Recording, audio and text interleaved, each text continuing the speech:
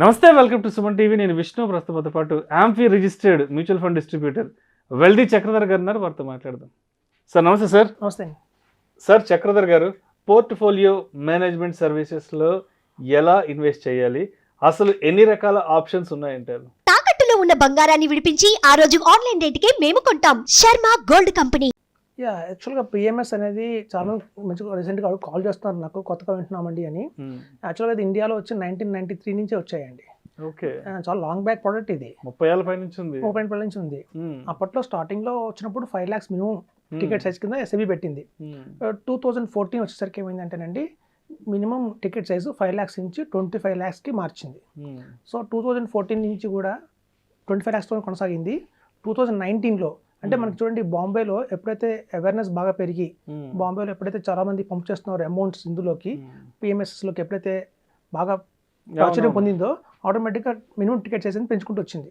So 2019 నుంచి కూడా 50 lakhs minimum ticket size కింద పిఎంఎస్ని అందుబాటులో తెచ్చింది మన సెబీ. అయితే పిఎంఎస్ని మన అసెట్ మేనేజ్మెంట్ కంపెనీ, మనం లాస్ట్ టైం అనుకుంటున్నట్టు ఈ Kotak PMS, Nippon PMS, Motilal Oswal PMS, వీళ్ళందరూ కూడా పిఎంఎస్ని హ్యాండిల్ చేస్తున్నారు. ఓకే. సో అలా అసెట్ మేనేజ్మెంట్ కంపెనీ అందరూ కూడా పిఎంఎస్ని హ్యాండిల్ చేస్తారు.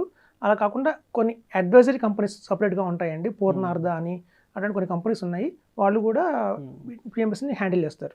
సో పిఎంఎస్ అనేది ఏంటంటే ఒక స్టెప్ అహెడ్, అంటే మనం మ్యూచువల్ ఫండ్స్ కంటే, స్మాల్ కేస్ కంటే కూడా మనం ఒక స్టెప్ అహెడ్ కింద చెప్పొచ్చు. ఆ పేరులోనే ఉంది పోర్ట్ఫోలియో మేనేజ్మెంట్ అని.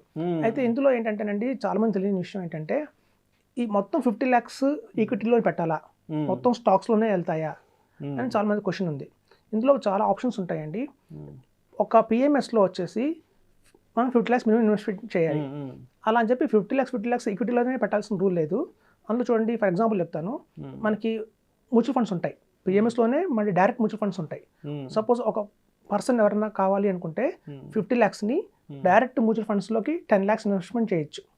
ఒక 10 lakhs ఏమో మనకి ఏంటంటే చూడండి, అసెట్, మల్టీ అసెట్ అంటారు. అంటే అందులో ఈక్విటీ ఉంటుంది, బాండ్ ఉంటుంది, గోల్డ్ ఉంటుంది, అట్లాంటి పోర్ట్ఫోలియో ఒకటి ఉంటుంది.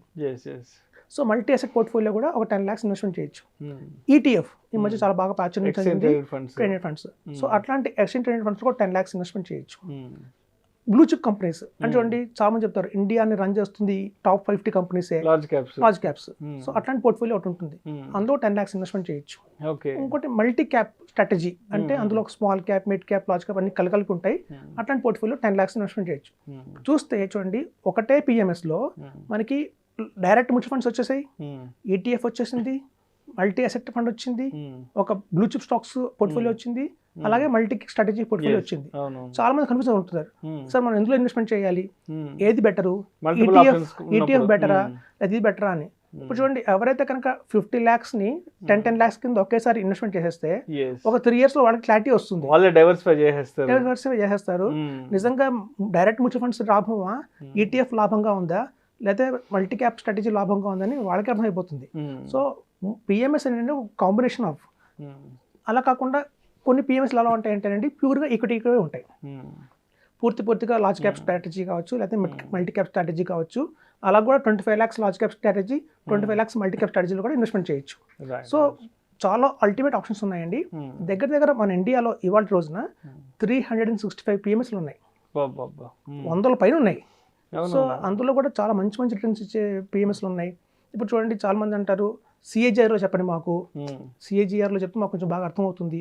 ఇప్పుడు చూడండి, రీసెంట్గా మనం స్మాల్ క్యాప్ ఫండ్స్లో మనం తీసుకుందాం, ఇది మన క్వాంట్ స్మాల్ క్యాప్ 1 yearలోనే 75% రిటర్న్ ఇచ్చింది.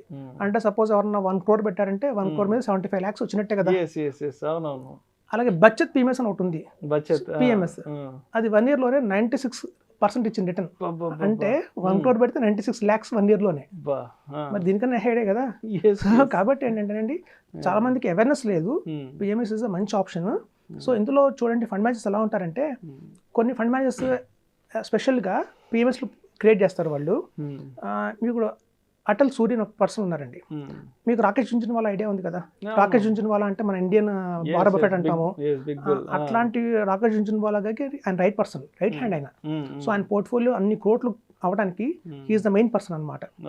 అలాగే పెరాక్ పెరిక్ ఫ్లెక్సీ క్యాప్ చాలా మంచి, అలాంటి పెరాక్ పెరిక్ ఫ్లెక్సీ క్యాప్ కూడా, అలాంటి ఫండ్ హౌస్ కూడా ఈయన చాలా రైట్ పర్సన్, రైట్ హ్యాండ్ పనిచేశారు. సో అలాంటి వాళ్ళు పిఎంఎస్ని హ్యాండిల్ చేస్తుంటే మన వెల్త్ ఏ లెవెల్లో వెళ్తుందో మనం ఊహించక్కర్లా. సో కాబట్టి ఏంటంటే PMS is the best option. ఎప్పుడైనా సరే మ్యూచువల్ ఫండ్స్ కంటే కూడా ఒక స్టెప్ హెడ్గానే ఉంటుంది. కొంచెం చార్జెస్ ఎక్కువ ఉంటాయి, కొంచెం ఏంటంటే వాళ్ళు చార్జెస్ ఎక్కువ చేస్తారు. ఎందుకంటే ఇప్పుడు చూడండి, మనం ఇందాక అనుకున్నట్టు పిఎంఎస్లో కాంబినేషన్ ఆఫ్ 5, అందులో మనం కావాలంటే కూడా మ్యూచువల్ ఫండ్స్ తీసుకోవచ్చు, అందులో ఈటీఎఫ్ ఉంది, అలాగే బ్యాలెన్స్డ్ అడ్వాంటేజ్. మనం చూడండి కొంత డెట్, ఈక్విటీ, గోల్డ్ కాంబినేషన్ కూడా పోర్ట్ఫోలియో ఉంది. అన్నిటికీ 2.5% ఎక్స్పెన్స్ రేషియో ఉండదండి, కేవలం ఈక్విటీకి 2.25 ఎక్స్పెన్స్ రేషియో ఉంటుంది. అదే డైరెక్ట్ మ్యూచువల్ ఫండ్స్కి అయితే 1% ఎక్స్పెన్స్ రేషియో ఉంది. అలాగే మీకు ఈటీఎఫ్కి అయితే 0.75% ఈక్విటీ ఉంది. ఈవెన్ లిక్విడ్ ఫండ్స్ కూడా ఉంటాయి. చాలా మందికి ఏంటంటే మ్యూచువల్ ఫండ్స్ పిఎంఎస్లో లిక్విడ్ పోర్ట్ఫోలియో కూడా ఉంటుంది, అది చాలా మంది తెలియదు. దాని ఎక్స్పెన్స్ రేషియో 0.20% ఉంటుంది. ఇప్పుడు చూడండి, చాలా మంది మా దగ్గరకు వస్తారు, సార్ నా దగ్గర ఒక డైరెక్ట్గా నేను మ్యూచువల్ ఫండ్స్లో ఎప్పటి నుంచి ఇన్వెస్ట్మెంట్ చేసుకుంటూ వస్తున్నాను, కొన్ని ఏమో బలానా యాప్లో ఉన్నాయి, కొన్ని ఒక అడ్వైజర్ దగ్గర ఉన్నాయి, కొన్ని ఏమో నేను ఏదో పొరపాటున ఒక ఫండ్ హౌస్కి వెళ్ళాను, వాళ్ళు ఏదో బలవంతంగా అక్కడ కొంత ఇన్వెస్ట్మెంట్ చేయించారు, బ్యాంకులో కొన్ని మ్యూచువల్ ఫండ్స్ ఉన్నాయి, ఇట్లా నాకు అర్థం కావట్లేదు ఏం చేయాలో నాకు క్వశ్చన్ వచ్చింది. ఒక రీసెంట్గా ఒక క్లయింట్ కలిసారు. సో మనం ఏం చెప్పామంటే అసలు అట్లా కాకుండా మొత్తం తీసేస్తే 66 lakhs దాకా వచ్చింది మొత్తం. సో 66 lakhsని మనం ఒక పిఎంఎస్లో ఇన్వెస్ట్మెంట్ చేయించాం. 30 lakhs ఏమో ఈక్విటీలో పెట్టేసి, ఇంకో 30 lakhs ఏమో అందులో డెట్ పోర్షన్ ఉందండి, అందులో పెట్టాం. ఆ డెట్ పోర్ట్ఫోలియో పెట్టి ఎవ్రీ మంత్ 5 lakhs కింద రిమైనింగ్ 6 monthsలో కూడా మొత్తం ఈక్విటీకి పంపిస్తాం. ఎందుకంటే మొత్తం ఒకసారి ఈక్విటీలో పెట్టడం అంత కరెక్ట్ కాదు, అందుకే మార్కెట్ చాలా హైలో ఉంది అన్న భావనలో 6 months హారిజన్లో మొత్తం ఈక్విటీకి లేట్గా ప్లాన్ చేసాం. సో పిఎంఎస్లో చాలా రకాలు ఉన్నాయి, మనకి దగ్గర 356 కంపెనీస్ ఉన్నాయి. సో ఉన్న వాటిలో ది బెస్ట్ మన అడ్వైజర్స్ని అప్పరిస్తే వాళ్ళు మనకు చెప్తారు, దాని ప్రకారం మనం ఇన్వెస్ట్మెంట్ చేయొచ్చు. అయితే కొన్ని పిఎంఎస్లు ఏంటంటే 50 lakhs లంసమ్గా ఇన్వెస్ట్మెంట్ చేయాలని భయపడతారు చాలామంది. మినిమం ఎస్ఐపి మోడ్లో 5 lakhs కింద 10 monthsలో కూడా చేయొచ్చు. So complete diversified investment. ఇంకొక మంచి ఆప్షన్ ఏంటంటే పిఎంఎస్లో ఇప్పుడు చూడండి, చాలామంది ఎస్ఐపి వేసుకుంటూ వెళ్తారు. ఇప్పుడు మా దగ్గర క్లయింట్స్ మేము ఎలా పిఎంఎస్లో తీసుకెళ్తామంటే, నిజంగా ఎవరి దగ్గర 50 lakhs అయితే ఉండవు. ఎవరైతే 50,000 ఎస్ఐపి వేస్తున్నారో లాస్ట్ 5 years నుంచి, అలా 5 years నుంచి చేసుకుంటున్న ఎస్ఐపి దగ్గర 40 lakhs చేరుకుంటుంది. 40 lakhs చేరుకోగానే వాళ్ళకి ఫోన్ చేస్తాం, సార్ మీ మ్యూచువల్ ఫండ్స్లో మీ పోర్ట్ఫోలియో 40 lakhs వచ్చేసింది, మీకు ఇంకొక 10 lakhs ఏమైనా అవకాశం ఉందా, ఏదైనా పిఎఫ్లో కావచ్చు, ఏదైనా ల్యాండ్లో కావచ్చు, ఎఫ్డీలో కావచ్చు ఉంటే చెప్పండి, మనం దాన్ని కన్వర్ట్ చేద్దామని. ఎందుకంటే యాక్చువల్గా నాకు ఒక క్లయింట్ ఉన్నారండి మైక్రోసాఫ్ట్లో. సో మైక్రోసాఫ్ట్లో నేను ఆ క్లయింట్ దగ్గర 60,000 ఎస్ఐపి వేస్తున్నారు, లాస్ట్ 3 years నుంచి చేస్తున్నారు. ఆల్ ఆఫ్ ఇట్ ఒకసారి నాకు ఫోన్ చేసి అవసరం కలుద్దామండి అన్నారు. సరే వాటికి వెళ్ళాను. వెళ్తే మొత్తం 5 SIPs వేస్తున్నారు ఆయన. 5 SIPs తీశారు పోర్ట్ఫోలియో.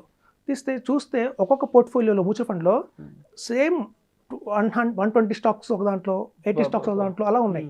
పైగా అన్ని మ్యూచువల్ ఫండ్స్లో కామన్గా HDFC, Reliance industries, ICICI bank, axis bank, ఈ కామన్గా అని ప్రతి ఒక్క పోర్ట్ఫోలియోలో అవే ఉన్నాయి. ఆయన అడిగారు, మనం చేస్తుంది కరెక్టేనా, ఒకటే స్టాక్స్ అందరూ కొంటున్నారు, దానివల్ల లాభం ఏంటి, ఇన్ని స్టాక్స్ ఉన్నాయి, రిటర్న్ ఎందుకు వస్తుంది మనకి అంటే, అప్పుడు చెప్పాను, సార్ కాదు, నెక్స్ట్ పిఎంఎస్ ఉంది, మంచి ఆప్షన్, మనం మీది 45 lakhs మీ పోర్ట్ఫోలియో అయింది కాబట్టి ఇంకొక 5 lakhs అయితే కనుక మనం కన్వర్ట్ అవుతామని చెప్పి చెప్పడం జరిగింది. సో ఎప్పుడైతే ఆయన మొదలు పెట్టారు పిఎంఎస్, మన దగ్గర కన్వర్ట్ అయిపోయారు. అక్కడి నుంచి చూడండి టాప్అప్ చేయొచ్చు. అని చాలా విషయం తెలియదు, పిఎంఎస్ కూడా టాప్అప్ ఆప్షన్ ఉంది. మన దగ్గర ఎప్పుడైనా 50,000 వచ్చాయా వేసేయచ్చు, అందులో మినిమం 50 lakhs ఇన్వెస్ట్మెంట్ చేస్తాము. పైన ఎప్పుడైనా మన దగ్గర హ్యాండ్లో మనీ ఉంది, 1 lakh ఉంది, ఆ 1 lakh అందులో ఇన్వెస్ట్మెంట్ చేసేయచ్చు. 2 lakhs టాప్అప్లో చేసుకుంటూ పోవచ్చు. ఎప్పుడైనా ఎమర్జెన్సీ వచ్చింది అలా విత్డ్రా కూడా చేయొచ్చు. ఇప్పుడు 10 lakhs మనకు ఎమర్జెన్సీలో అవసరం అయింది అనుకోండి, విత్డ్రా చేసేయచ్చు. మినిమం 50 lakhs మెయింటైన్ చేయాలంతే రూల్ ఇది. సో మంచి ఆప్షన్ అండి PMS. Thank you so much Chakradhar గారు. పిఎంఎస్కి సంబంధించిన కంప్లీట్ ఇన్ఫర్మేషన్ ప్రేక్షకులకు ఇచ్చే thank you so much. Thank you అండి.